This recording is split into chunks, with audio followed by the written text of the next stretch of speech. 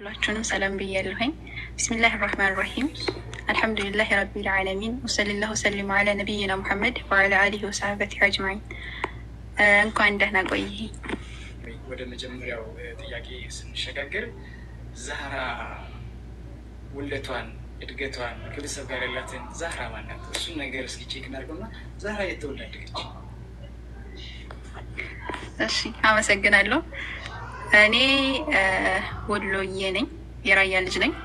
ያደግኩት ገጠር ላይ ነው፣ የገጠር ከተማ የሚባል ቦታ ላይ ነው እና አልሐምዱሊላህ ቤተሰቦቼ በጎን ሙስሊሞች ናቸው፣ በጎን ክርስቲያኖች ናቸው በአባቴ በኩል። ግን እኔ አያቴ ጋር ነው ያደግኩት እና አልሐምዱሊላህ ጥሩ አድርጋ ነው ያሳደገችኝ። አላህ ኸይር ጀዛዋን ይክፈላት። ካፊርም ብትሆን በጣም መልካም ሴት ናች እና ጥሩ አድርጋ ነው ያሳደገችኝ። ያው ያደግኩበት በጣም አሪፍ ማህበረሰብ ነው።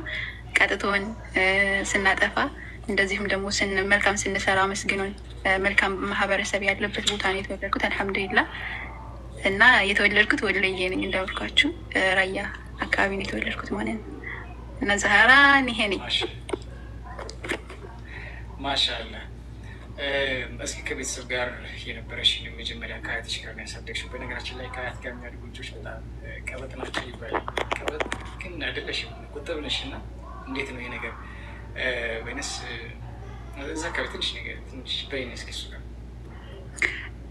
ቀበጥ ሳይሆን ጠንካራ አድርጋ ነው ያሳደገችን። ማለት ጥፋት ሲጠፋ እንቀጣለን። በደንብ ነው የምንቀጣው። በደንብ መመታት ካለብንም እንመታለን፣ መሰደብ ካለብንም እንሰደባለን። እና በደንብ ቀጥታ ነው ያሳደገችን። ይሄ የአያት ምናምን የሚባለው ነገር እንደሚባለው ነገር አይደለም ያሳደገችን። እና ጥሩ አድርጋ ያሳደገችን። የገበሬ ልጅ ነኝ፣ ገበሬ ነን እና ከብት እያገድን ግመል እየጠበቅን እና ያደግኩት አልሐምዱሊላህ። እርሻ እያረስን እየወቃን እያጨድን እንደዚህ ላይ ያደግኩት። እና ጠንካራ አድርጋ ነው የሚሆን ነገራቶችን እንድንወጣ በራሳችን እንድንወጣ አልችልም የሚለውን ነገር በፍጹም ይሄ ከአእምሯችን እንዲወጣ አድርጋ ነው ያሳደገችን። እና ይሄ አልችልም የሚባለውን ነገር ራሱ አናውቀውም፣ ራሱ እንችላለን ነው። ለሊት እንነሳለን፣ ከብቶችን እንጠብቃለን፣ ከዛ ወደ ትምህርት ቤት እንሄዳለን። ከዛ ቤት ስንመለስ የቤት ስራ እንሰራለን። እንጀራ መጋገር፣ ወጥ መስራት። ገና ህፃን እያለን ይሄ የተማርኩት በ5 ዓመቴ ነው እንጀራ መጋገር የጀመርኩት። እና በጣም በልጅነታችን ነው ብዙ ነገራቶችን የሚያስተምሩን። እና አልሐምዱሊላህ በዚህ መልኩ ነው ያደግኩት። እኔ የሆነ ቀብራራ ምናምን የሚባል ነገር የለም። ከብቶች እያገድኩ ነው ያደግኩት አልሐምዱሊላህ። እና ይሄን አስተዳደጌ ጠንካራ አድርገን ያሳደገች እና ለሂዳያ ይስጣት እስልምና የሚወፍቃት። አሜን አሜን አሜን አሜን። ሁላችሁም አላህ ኸይሩን መንገድ የእውነቱን መንገድ የህይወትን መንገድ እንዲወፍቃቸው ዱዓ አድርጉላቸው። እምነታቸው ላይ ምን ነበረ? በእምነታቸው ላይ የነበራቸው ጽናት የትኛው የክርስትና ውስጥ ያሉት ቤተሰቦች ናቸው? እሱን ነገር እስኪ ንገሪኝ። አያቴ ኦርቶዶክስ ነች፣ ግን ያን ያክል አይደል ጠንካራ የምትባል አይደለችም። ግን የሆነ ቤተክርስቲያን ምናምን እንደዚህ የሄደች እንትንም ይሆናላ የሚባለው ቦታ ባትሆንም ግን ጠንካራ የምትባልም ነች። ማለትም ይሆናላ የሆነ እውቀቱ ምናምን እንደዚህ የሚባል ዲቴል የላትም። ግን ደግሞ በሃይማኖቷ ጠንካራ የምትባል ነች። የሆነ አልበገር አይነት ማለት ነው። እንደዛ አይነች። ግን እኔ ከዛ በተቃራኒ ነበርኩ። ቤተክርስቲያን በጣም ነበረ የሚሄደው፣ በጣም ነበረ የምንጸልየው። ለማስቲካ ብር ስሰጥ ራሱ እኔ ሄጄ ሻማ ገዝቼ ነበረ። ሻማ ብርቼ ቤተክርስቲያን ብቻዬን ነበረ የሚሄደው። የሚገርማችሁ ግመል ጠብቂ ስባል ግመል አቋጥሪ ውሰጅ ይባላለሁ እና ግመሉን መትቼ ከዛ በኋላ ሱቅ ሄጄ ሻማ ገዛና ቁጭ ብዬ ብቻዬን ነበረ የምጸልየው ቤተክርስቲያን ውስጥ ማለት ነው። እና በጣም ነበረ እኔ ቤተክርስቲያን ማዘወትረው። ሰው ግን አያውቅም ይሄን። ብቻዬን ነበረ የሚሄድ። ምክንያቱም ስራ ትቼ ምናምን ከሄድኩኝ ይቆጡኛል። ስለሚቆጡኝ በጣም ነበረ መጸለይ የምፈልገው እና ብቻዬን መሆን በጣም ደስ ይለኛል። በተለይ ቤተክርስቲያን ውስጥ ፈጣሪ ጋር ማውራት ምናምን በጣም እወድ ነበር እና ህፃን ነበርኩ። ግን በጣም ነበር እንደዚህ አይነት ነገር የሚያስደስተኝ። ተወሰነም በኩ ይሄ መዝሙር ምናምን የሚባል ነገር አይጠፋኝም። በተለይ ደግሞ እነዚህ የዘማሪዎች ምናምን ነገር ሽምድድ አድርጌ ነበር። እነ ምርትነሽ እነ ዘርፌ የከበደ የድሮቹ እነሱ ነበሩ እና የእነሱ እንዳለ ሸምድጄ ነበር የሚይዘው። በቃ አንዴ ከሰማሁ በአንዴ ነበር የምለው እና በጣም ነበር የምወደው እንደዚህ አይነት ነገር። አልሐምዱሊላህ የሆነ ዝርክርክ ያለ አስተዳደግ አይደለም ያደግኩት። በጣም ስትር ብዬ ነው ያደግኩት። አልሐምዱሊላህ ተቀጥቼ ነው ያደግኩት። አጎቶቼ በመካከል ነበሩ፣ ብቻ ሴት ነበርኩኝ እኔ። በጣም ብዙ አጎቶች ላይ ወደ 8 የሚደርሱ አጎቶች ነበሩኝ። የዚህ መጥቼ ልጅ ያለው መጣሁኝ እንትን አልኩኝ እናቴ ማለት ሂጃብ እኔ ልጅነቴ ጀምሮ እኔ ሂጃብ እለብሳለሁ ማለት ሂጃብ ስላችሁ ይሄ ዝም ብሎ ሂጃብ ሳይሆን እንትኑን ማለት ነው። ይሄ በነጠላም ቢሆን ልክ ክርስቲያኖች የሚለብሱት መቀነት ይባላል በእኛ እንደዚህ ይለብሳለሁ። የሆነ ክፍት ልብስ መልበስ አልወድም። ጸጉሬን እንኳን እንትን ብዬ ተሰርቼ ምናምን አምሮ ምናምን ራሱ ማለት ነው ከጥምቀት ምናምን አለ እንደዚህ በዓል ሲካሄድ ምናምን በጣም የምዘንጥበት የዚያን ሰዓት ራሱ መክፈት እኔ በጣም ነበር የምፈራው።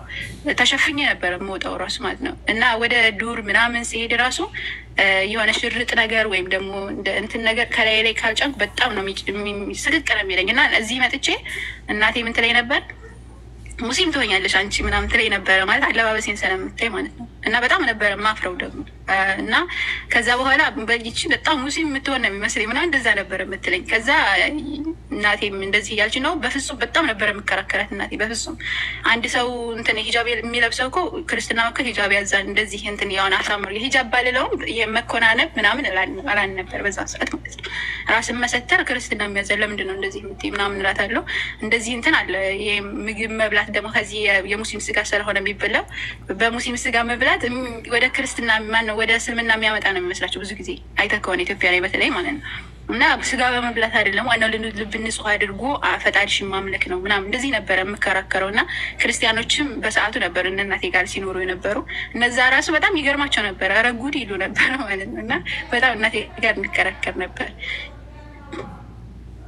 ከዛ እናቴ ወደ ኢትዮጵያ ገባች። ወደ ኢትዮጵያ ከገባች እንደዚህ አመት ምናምን ቆይቼ እንደዚህ አጋጣሚ ሆነው የእንትን የኢየሱስ ክርስቶስ የህይወት ታሪክ የሚል ስቅለት እያየሁኝ ነበር። እንደዚህ መዝሙሮች ምናምን ነበር ማዳምጠው የነበረው እና አጋጣሚ ስቅለት መጣልኝ።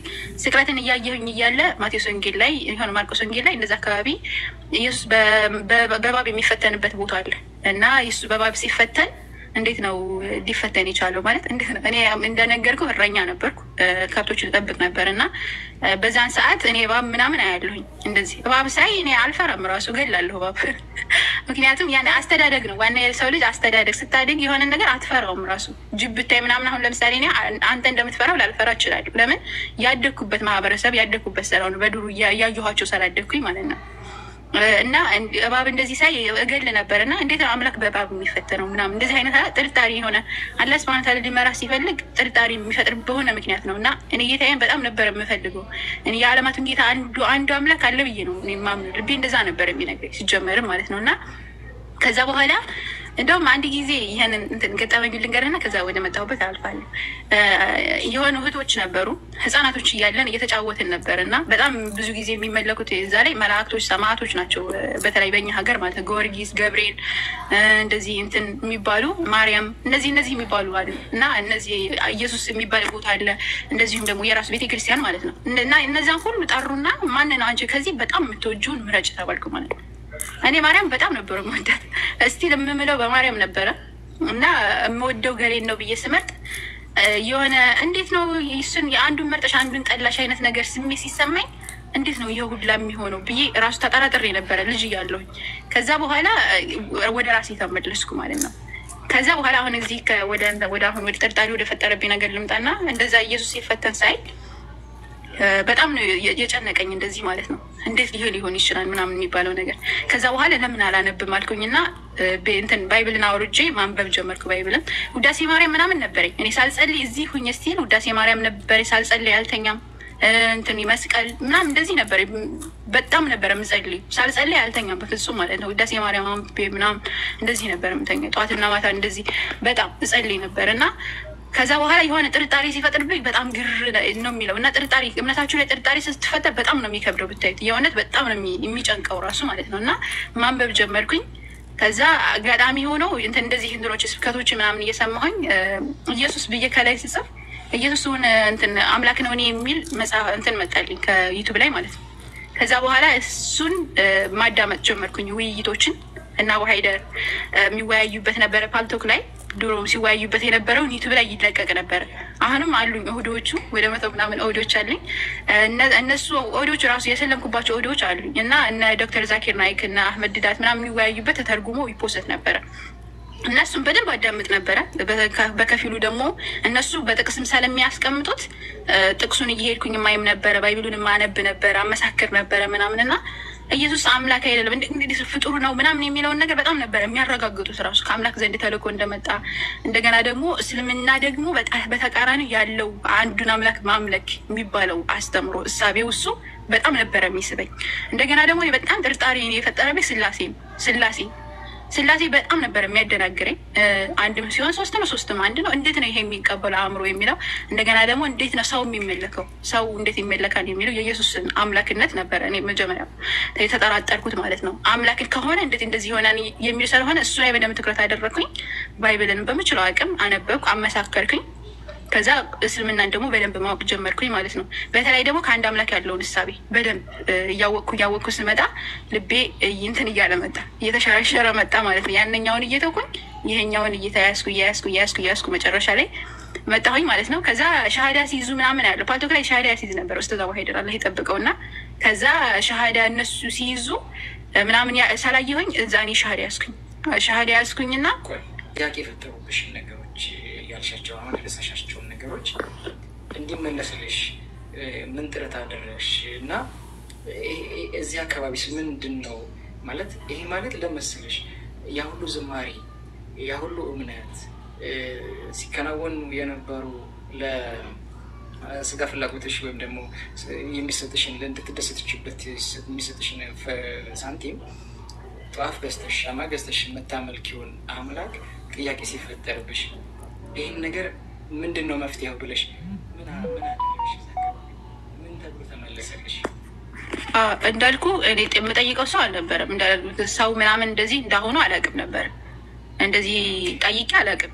ግን ምንድነው የማደርገው መሰለህ? ውይይቶችን አዳምጣለሁ። ምክንያቱም የሚወያዩት እና ኡስታዝ አቡ ሀይደርም ሆነ እና ዶክተር ዛኪር ናይክም ሆነ እና አህመድ ዲዳ ሲወያዩ የነበረው ከቄስ ጋር ነው። ቄስ ጋር ፓስተር ጋር አስበው እነሱ ጋር ነው የሚወያዩት እና እነሱ ጋር በሚወያዩ ጊዜ መልስ ሲያጡ ነው የማየው። እነዚህኞቹ ሲጨናነቁ ምናምን ነው የማያቸው ቄሶቹን ማለት ነው። እነዚህኞቹ ደግሞ በተቃራኒው በጣም በሚገርም ሁኔታ እንዴት አድርገው እስልምናቸውን እንደሚያስረዱ እንዴት አድርገው እስልምናቸውን በደንብ አድርገው ያስረዳሉ። ክርስትናው ደግሞ እንዴት ነው መልስ የሚመልሰው? ይመልሳሉ እኮ መልሳለን ብለው ምናምን ይመልሳሉ እኮ ግን አጥጋቢ አይደለም። አያጠግበኝም ይመልሳቸው ገብቷል። የሆነ እርክት ያለ መልስ አይደለም ሲመለስ የነበረው እና ያነ ጥርጣሬ ይፈጥርብኝ ነበረ። ከዛ በኋላ እነሱ የሚሉትን እሰማ ነበረ። እነዚህ አሁን ለምሳሌ ስለ ስላሴ ጥያቄ ይጠይቀናል። ስለ ስላሴ አሁን እንደዚህ ነው ወይ ብለው ሲጠይቋቸው እነሱ የሚመልሱት መልስ አጠጋቢ አይደለም። ያው የኔ ጥያቄ ማለት ነው። የኔ ጥያቄ በአስተማሪዎች አጠጋቢ ሆኖ እስካልተመለሰ ድረስ እኔ ብጠይቅም ተመሳሳይ የሆነ ነገር ነው የሚመጣው። ስለዚህ እምነቴን የሸረሸረው ነገር ይሄ ነው። በቃ እነሱ ሲወያዩ ምንም አዲስ ነገር አላመጡም። ተመሳሳይ የሆነ ነገር ነው የሚመልሱት። እዛ ላይ ደግሞ እንትን ይላሉ እንደዚህ አንድ ሶስት ነው ምናምን። እንደገና የሚያስረዱበት መንገድ አንዱ በዛፍ ያስረዳን፣ አንዱ በፀሐይ ያስረዳን ምናምን እና እነዚህኞቹ ደግሞ ስለ አንዱ አምላክ ሲጠየቁ የሚመልሱት መሳል። እንደገና ደግሞ አብዛኛውን ጊዜ ሙስሊሞች ሲያስተምሩ ነው የማየው እንጂ ክርስቲያኖች ስለ እስልምና ሀሳቢ ያላቸውን ወይም ለምሳሌ እስልምና ከ1400 ዓመት በኋላ ነው የመጣው ከማለት የዘለለ ጥያቄ አላየሁም እኔ። ወይም ደግሞ እንደዚህ ነገር ግን ሙስሊሞች ያስተምራሉ እስልምና ከየት መጣ እንዴት መጣ የሚለውን ነገር በደንብ ስለሚያስተምሩ እዛ ላይ ነው ያየሁት እንጂ እንደዚህ አይነት ጥያቄ አይጠይቁም። ሙስሊሞች ግን ሲጠይቁ ስታያቸው እንደዚህ አይነት ስለ አምላክ ይጠይቃሉ። ኢየሱስ አምላክ ነው አብዛኛው ኢየሱስ ተሰቅሏልን ጥያቄያቸውና ውይይታቸው እንደዛ ነበረ። ኢየሱስ ስላሴ እውነት የባይብል አስተምሮ ጥረት ያደረግኩት እንጂ ከዛ ውጪ እንደዚህ ጠይቄ ምናምን ከመስለሜ በፊት ጠይቄ አላውቅም። ከዛ በኋላ ግን ከሰለምኩ በኋላ ግን ብዙ ጠይቄያለሁ። አልተመለሰልኝም። እስካሁን ድረስ እየጠየቅኩ እገኛለሁ።